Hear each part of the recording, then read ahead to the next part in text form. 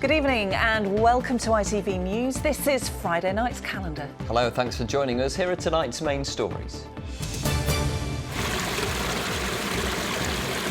Sold down the river. Householders' anger over leaks like this one on the day that Yorkshire Water's hosepipe ban came into force. They want us to save water, so they need to save water. Not the first time it's happened, it's been going quite a few times. The usage of water has increased exponentially, and yet the facilities haven't. I'm sorry, I shot you. A gunman apologises to the pub landlady he blasted with a shotgun as he's led away to prison. What a little ace. 8-year-old Lydia's off to Wimbledon just months after her heart stopped beating for 20 minutes. When I first stepped out onto a tennis court just after my injury, I picked up my racket in my left hand. I just can't believe I'm still here, really. Yes, thirsty work across the region today, and we're going to need to stay cool as we head into a very warm weekend. Join me later for the full forecast. Ian's here, winner of the Best Ice Cream Man in the Country 2025. And can you believe it? We're in Leeds to chill out with Britain's Best Ice Cream Man.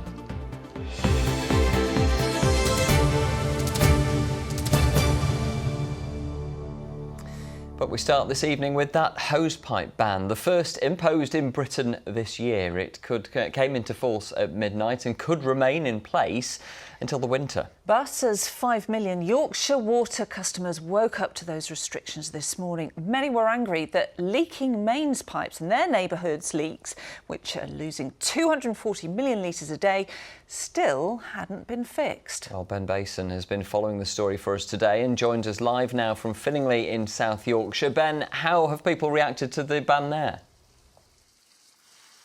Well, Michael, you join me on a beautiful evening here in a back garden in Finningley. Pauline's here, as you can see, watering the plants. How are the plants looking? Look a bit weak. They do, don't they? But you're giving them a good soak in, which is good. Well, before you call in, don't worry, Pauline is not breaking any rules here at all. Although we are in Yorkshire, the water here is provided by Anglia Water. Just hop over the fence, though, to the houses behind Pauline's, and they are served by Yorkshire Water.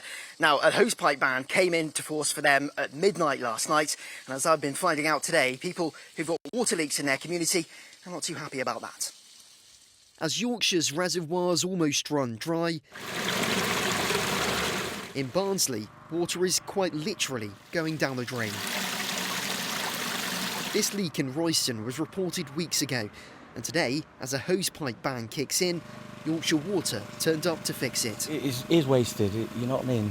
There's nothing we can do about it, but they need to get it sorted straight away, really. You know what I mean? And then obviously they want us to save water, so they need to save water. Not the first time it's happened, it's been going quite a few times. I think the prices have all gone up and everything for things, but we're getting worse service. Well, engineers have managed to stop the flow of water down the hill here, but the team tell me that some of these pipes are over 100 years old. And this was the cause.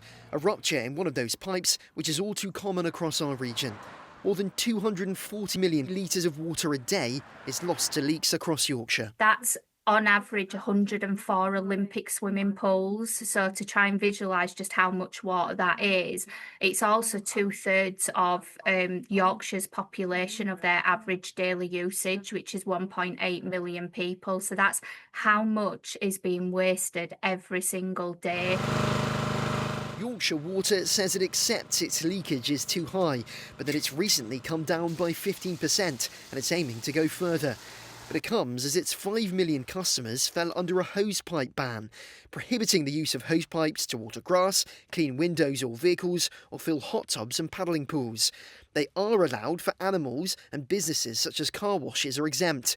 Anyone who breaks the rules could be liable for a £1,000 fine. Alec and Pat have lived in their house in Royston for 55 years, but they're now forced to use their sink to fill up the watering cans for their garden. The usage of water has increased exponentially, and yet the facilities haven't kept up with it. So it's forced to happen, and especially now with global warming, we're getting hotter summers and drier summers. Hosepipe restriction is a step that we take when we get to a certain level. Now, we're being responsible. We need to ensure a consistent water supply for customers in Yorkshire, but also to look after the environment. As Yorkshire puts its hosepipes away, there's a warning this ban could last until the winter. And although we're told reservoir levels are so low, drastic action was needed, there remains a torrent of frustration that so much water is wasted at a time when supplies are so sparse. Ben Mason, ITV News, Barnsley. Let's get some more of the day's news. And as that dry weather continues, firefighters are battling flames on Marsden Moor this evening. 9 crews from West Yorkshire Fire and Rescue Service, along with drone operators and wildlife specialists, are at the scene, which currently covers 100 square metres. Members of the public are being advised to avoid the area, and we'll bring you more on our late bulletin at 10:30.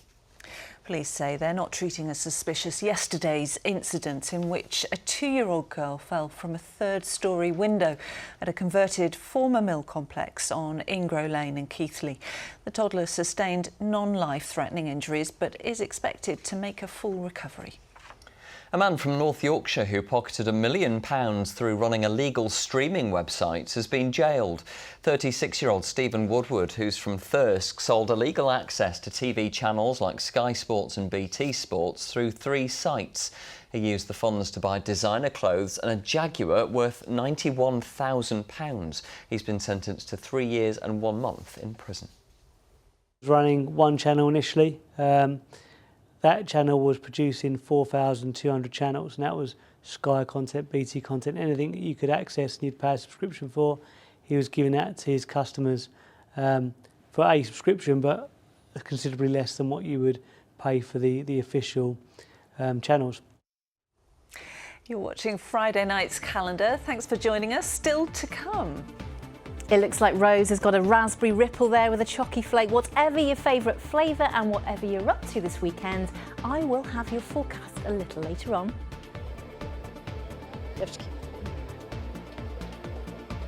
And speaking of raspberry ripples, what does every school kid want on a day like today? Ice cream! And what better place to get it than from an award-winning ice cream man? Join us later in the programme. Helen, thank you. Now, a man who opened fire outside a busy pub in South Yorkshire, shooting the landlady in the process, apologised as he was led from the dock after being jailed for more than 11 years.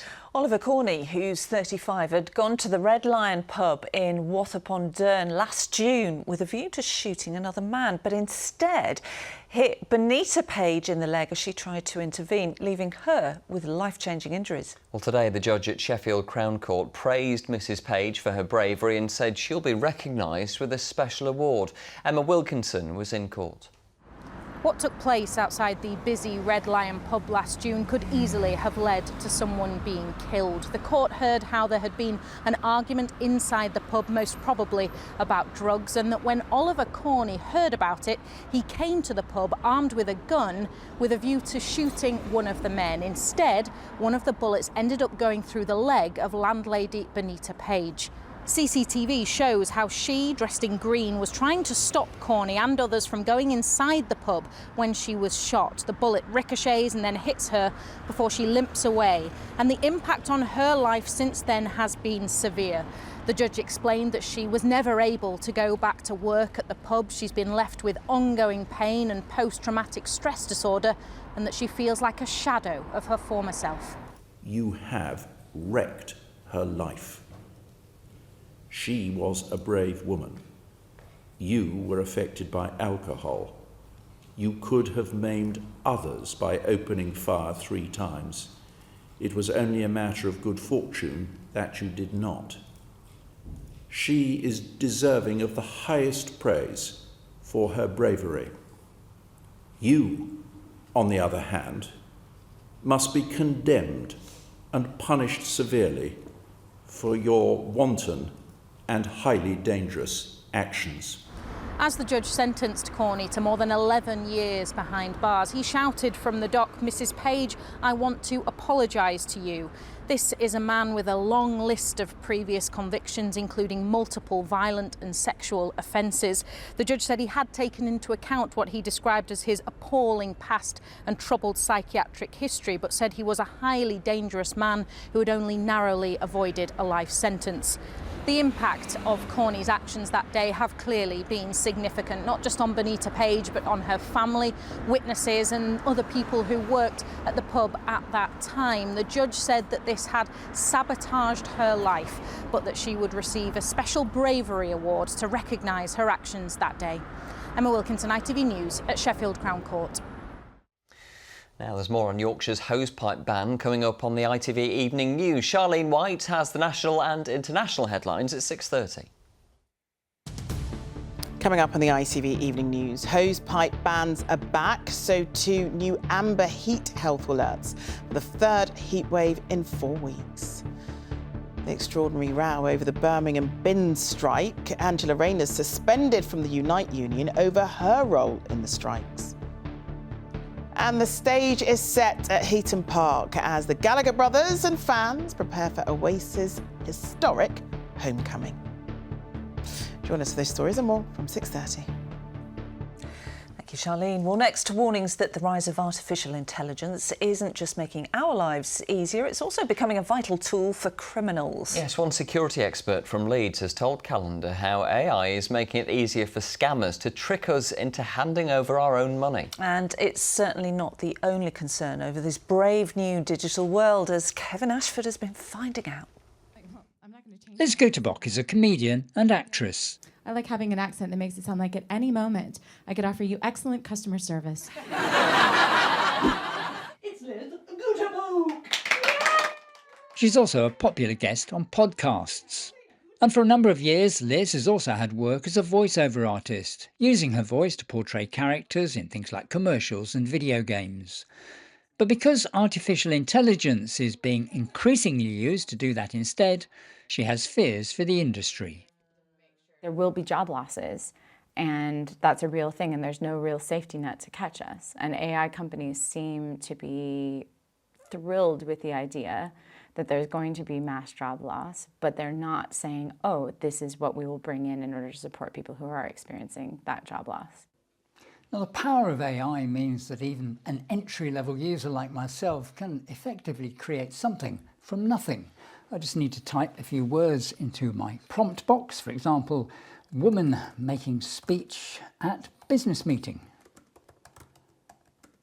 And I end up with a pretty convincing video of something that never actually happened. I'm pleased to announce that our third quarter results have exceeded expectations across all key metrics. And there are concerns that blurring of what is and isn't real is already being exploited by criminals. Lee Gilbank is a cybersecurity expert in Leeds. With AI, what it's created is a situation where the barrier to entry to create the scams is a lot easier, it's a lot lower. So it's not necessarily that scams are getting more sophisticated, it's that they're going to be more common because they're much easier to produce high quality scams. So they're going to become more frequent because more people have access to be able to do them. As well as the effect on jobs and security, there are also worries about the environmental impact of the increased use of data centres that run artificial intelligence. Data centres currently use up to 2 to 3% of the world's energy resources, and it's projected to double by 2030. So by 2030, all the energy that data centres use are projected to be equivalent to the whole country of Japan. So that is really significant. The man overseeing the government's policy on artificial intelligence says they're working to ensure public safety and AI innovation. When it comes to mitigating harm, you've seen with social media, I've implemented legislation very rapidly so that intimate image abuse is outlawed, so that people are spared the humiliation, degradation and the very, very unhealthy situation of finding intimate images of yourself online. The government says there's no firm timetable for its AI legislation, but the direction it takes is likely to have an impact on all our lives. Kevin Ashford, ITV News. Wakefield's Bellevue Stadium is being transformed for a big night of boxing tomorrow. The ground will host the biggest ever boxing event in the city. Topping the bill is local fighter Dom Hunt here on the right, who's fighting for the European Super Welterweight title. He says he wants to pave the road for future fighters from the area. I never thought I'd ever get a chance to box professionally in Wakefield, and to do it at the rugby stadium in brand new stand, it just looks amazing. What an opportunity, and to say I'll headline the first show here. You know, there's going to be a lot more here, and to headline the first one and win a big belt on the first one, and we're going to go down a bit of Wakey history, which is good, so yeah, that's what we're here for. Yeah, best of luck to Dom tomorrow. Meanwhile, the owners of the Keighley Cougars Rugby League team are preparing to make a philanthropic but dangerous journey into Ukraine. Joint owners Ryan O'Neill and Cowie Garcia have produced full kits for the entire Ukrainian National Rugby League team. That's junior and senior teams alike, and will be hand-delivering them in Kyiv next week. We've always been sort of standing up for the little man. You know, if someone's picked on, we'll stand up, and on our own little platform, as small as it is, we say actually stop. You know, respect people. So the whole Ukraine war is basically the big evil Russian Putin regime against little Ukraine kind of thing, and that fits our morals, that fits our values. So I thought if we can do anything to help, we will do, and that's what really sort of drew us in. Yeah, good for them. Now, of course, I'm sure you're all aware it's Wimbledon finals weekend coming up. And for one girl from Crowle in North Lincolnshire, well, she'll have a big part to play. 8-year-old Lydia Lowe has been chosen to conduct the coin toss ahead of the ladies' wheelchair final tomorrow. Lydia suffered a brain injury last year and now plays visually impaired tennis at Gould Tennis Centre. And that is where I went to meet her. Mummy and Daddy were asking me when I was 4 what sport would I want to do, and they named all the different sports and I chose tennis. 8-year-old Lydia loves nothing better than a game of tennis, but in January last year, play was suspended. Lydia had suffered a cardiac arrest. Her heart stopped beating for 20 minutes. Thankfully, she was revived, but the problems didn't end there. No one knew whether she was going to have any brain damage, no one knew whether she was going to wake up, and then they did scans on her and found that actually she had quite significant brain damage on the scans, and it then took her about 4 weeks to actually wake up. Why did the crab smile? It was not very nice. I was surrounded by these like beepy things that I was confused. I didn't know what would happen next. You can do it. Yeah, you're just thrown into this whole new world of uncertainty, chaos, and yeah, it was a nightmare. Go. After months of rehabilitation, Lydia began to walk again.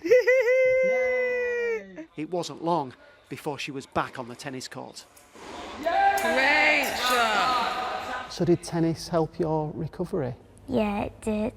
When I first stepped out onto a tennis court just after my injury, I picked up my racket in my left hand, and that's how I got my left hand back.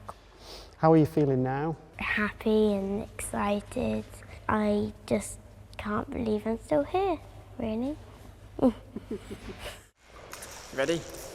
Her injury has damaged Lydia's eyesight. It means she now plays visually impaired tennis, using a special ball that makes a sound. Lydia's supported by the Dan Maskell Trust, a charity that helps tennis players with disabilities, and she's been chosen by the charity to conduct tomorrow's coin toss ahead of the ladies' wheelchair final at Wimbledon. She has always said that she wanted to get to Wimbledon, and she's made it in her own way. To me, just illustrates everything that she's had to do over this past 18 months. Ultimate achievement, really, I think, for that to just demonstrate how far she's come. It means everything to me. It really will be the best day of my life.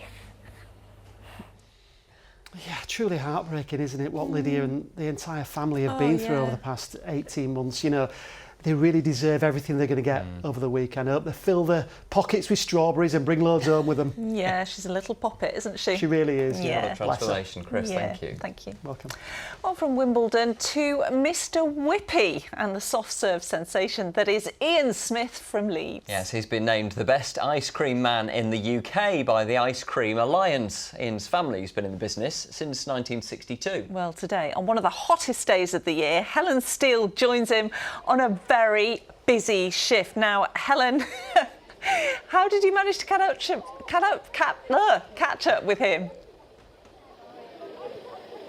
Well, I did, but I don't know if you've ever tried to pin down an ice cream man on a day like today, but let me tell you, it is not easy, because while we're all slowing down in this hot weather, these guys are just speeding up. Right, we've got Ian here. Ian, just busy handing him out, aren't you? Brilliant, you can take that. You need to do it again in a minute, though, right? I need to ask you what that's like.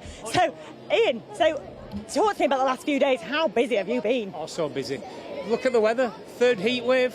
It's just hot. It's so hot. Everybody wants us. We're in high demand. We're just everywhere. We started this morning, 7 o'clock, getting the vans ready. All the vans have been out doing local events, visiting schools. And I imagine... We haven't even finished now. We're still working. I imagine made busier by this bad boy. Without a doubt. Tell me about that. This is Mobile of the Year. This is like the Ice Cream Man of the Year. Ice Cream Alliance competition. So we entered it, and this year it was like for the best ice cream man. And let's not forget your family, right? So this is a family business. Talk to me. My wife Tracy, my 2 daughters work, Stephanie and Leanne, and my granddaughter Rosie, she works on the ice cream vans as well. And you've been doing it a long time, haven't you? Yeah, I've been doing it all my life. So I know we say you're busy, but what would your business be without the customers, right? So I'm going to come down here. You've got a lot of kids here. Thank you. You continue serving. Right, hi kids, you okay? Yeah? Right, I'm going to take us down now to Bella. Bella, we're just talking about slowing down in this heat, but you guys are taking it to the extreme because you are not only leaving for the term, you're leaving primary for good, aren't you? What's tonight? So tonight's our leavers party where we all have to say goodbye to each other, and we just had our production today. So you're all tired and ready for ice cream, right? Yeah. Brilliant. Right, I'm going to talk to a few more. I'm hoping Fonzo here, you've got your ice cream. Give us your verdict. It was when my first ever ice cream was from the Mr. Whippy van.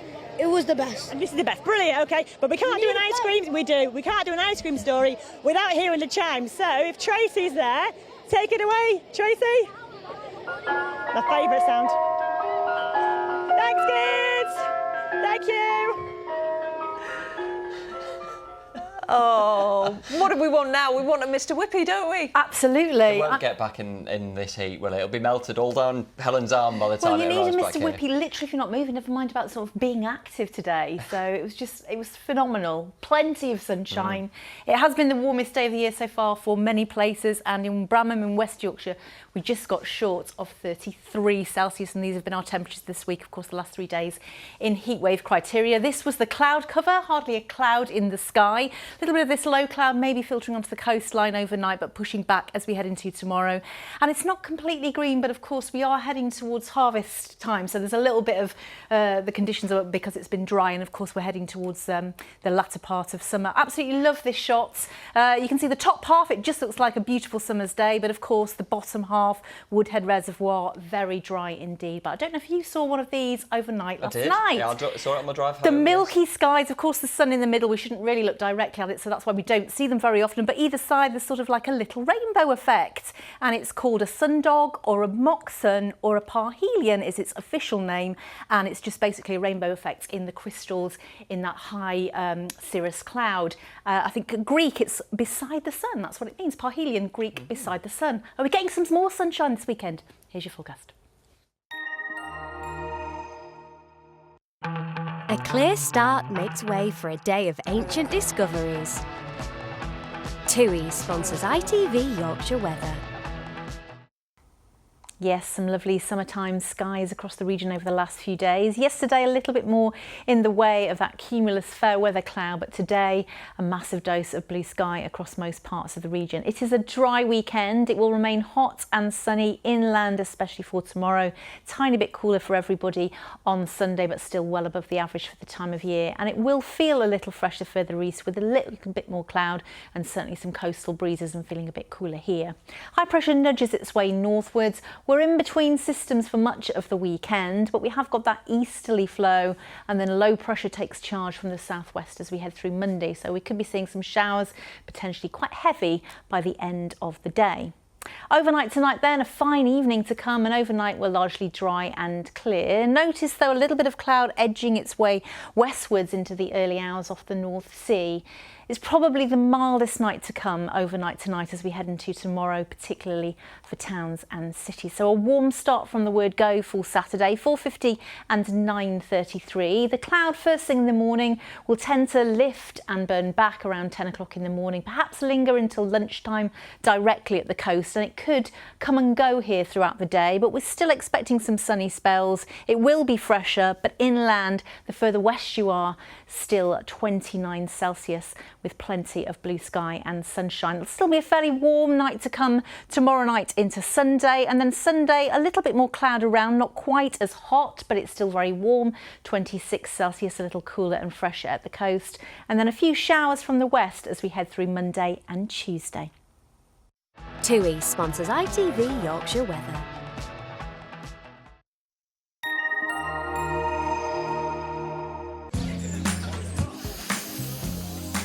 Making the most of summer. Piri sponsors ITV Pollen Count. Many grasses actually stop kicking out pollen when they get above 28 Celsius. So as we head into the next couple of days, it's still very high tomorrow, but it will decrease Sunday into Monday. So we've had a sun dog. You found a cloud dog. Oh, cloud dog. Hardly a cloud in the sky, but this doggo in the rooftops. A big thank you to Nick Russ. I can see it, can't you? Can you see it? Definitely can, absolutely. Yeah. It is Friday. That's all for now. Bye-bye. Michael's back at 10:30. Bye-bye. See you later. Bye.